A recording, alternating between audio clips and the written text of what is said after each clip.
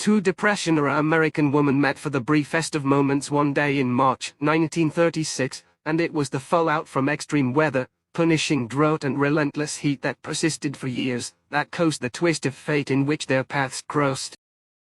This fleeting rendezvous occurred because of the unlivable Dust Bowl conditions strangling the Midwest at the time, which caused a migration to the West Coast. The women didn't know each other's names, but they would go on to share immortality. One, Florence Owens Thompson, was a migrant worker awaiting a fix for her family's car before they could move on to the next field laborer's job in California. The other, photographer Dorothea Lange, had just made the most memorable 20-mile turn in American history. Lange was working for what would eventually become the Farm Security Administration, and her job was simple: shoot pictures of American life. And yet relentlessly difficult, reveal the true spirit of people in a time of desperation. Lange died in 1965, but she talked about her life in a film by her granddaughter Diana Taylor, called Dorothea Lange, Grab a Hunk of Lightning. The assignment was, see what you can bring home. Lange says in the film. See what is really there. What does it look like? What does it feel like? What actually is the human condition? Lange had just finished a month-long assignment and was driving in a windy rainstorm, figuring that going 65 miles an hour for 7 hours would get me home to my family that night. She said in a 1960 popular photography story. Then, she saw a crude sign on the side of the road that read, "Pea Pickers Camp." I didn't want to stop and didn't. Lange said. For 20 miles, ignoring it at Lange's, she had an internal debate, she recalled in the same story. Are you going back? Nobody could ask this of you, now could they? Isn't this just more of the same?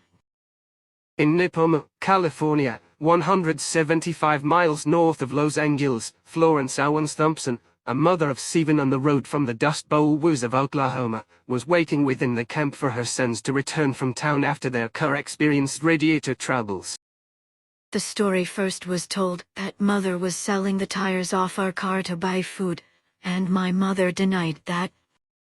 Said Catherine McIntosh in an interview conducted by Blackside Inc. in 1992 for The Great Depression. McIntosh is the girl seen resting her head on her mother's left shoulder in the famous photograph. My brothers had gone to try to get the radiator welded, and that's what we were doing there, she said. But we were like everyone else. We were looking for work. That March 1936 day, each woman was doing what they could for their families in a time when family was sometimes all they had. Thompson was on one side of the camera, looking off into the distance at an uncertain future, hoping for what exactly? Lange was facing Thompson and her weary children, her camera hiding her face and her own longing to be with her family that night. The camera is a powerful instrument of saying to the world, this is the way it is. Look at it. Look at it. Lange said in Taylor's film.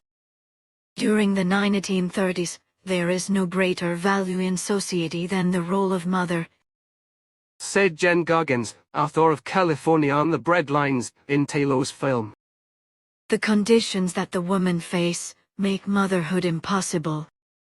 You can't take care of your children in even the most basic ways. Goggins added. Lange had an understanding of what she was seeing. She could photograph a shanty, and what she was really photographing was the house that wasn't there.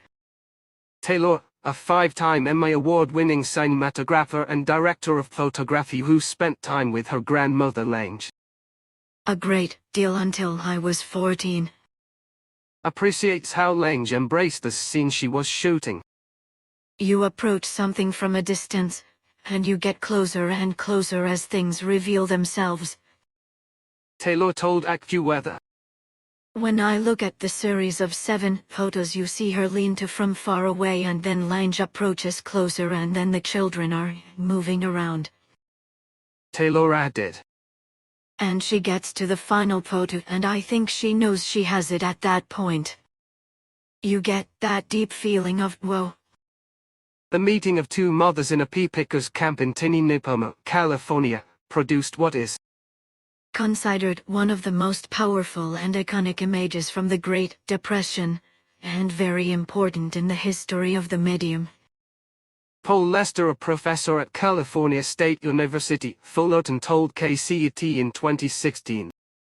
He ranks what is referred to as the migrant mother images among the top 10 photographs of the billions of photographs that have been taken.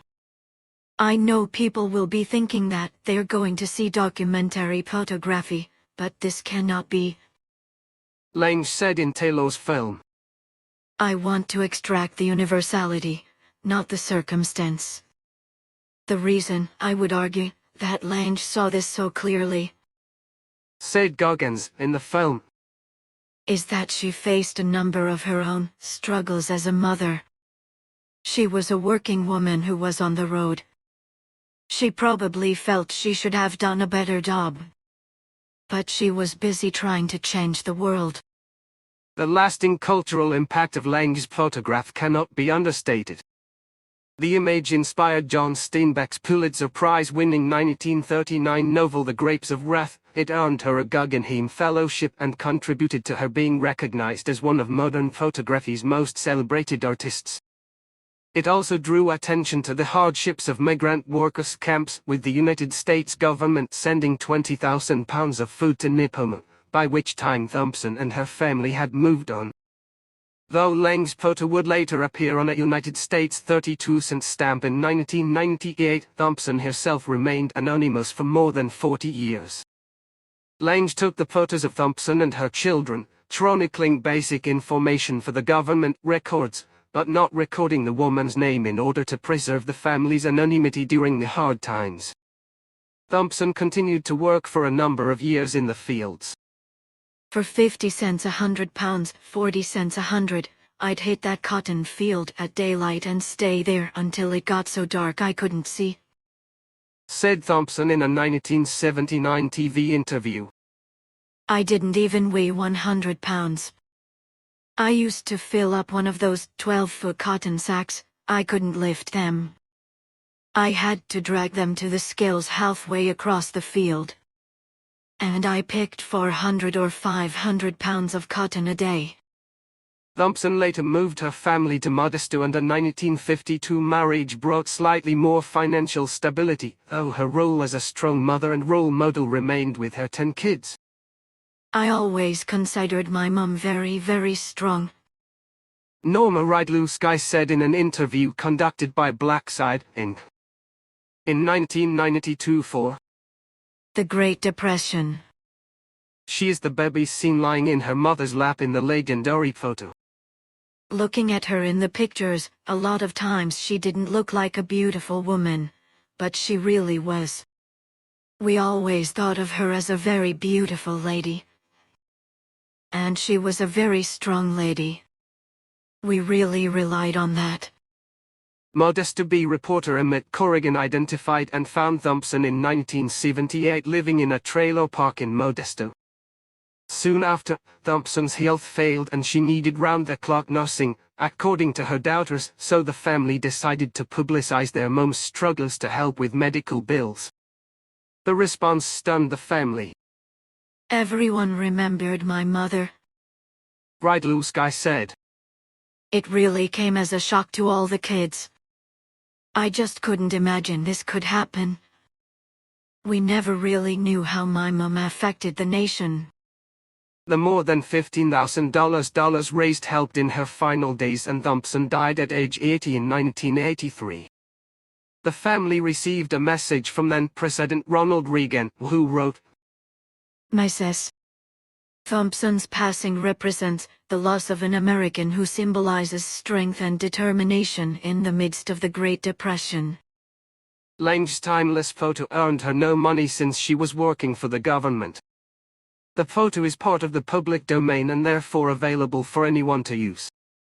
She seemed to know that my pictures might help her, and so she helped me, Lange said in the popular photography story.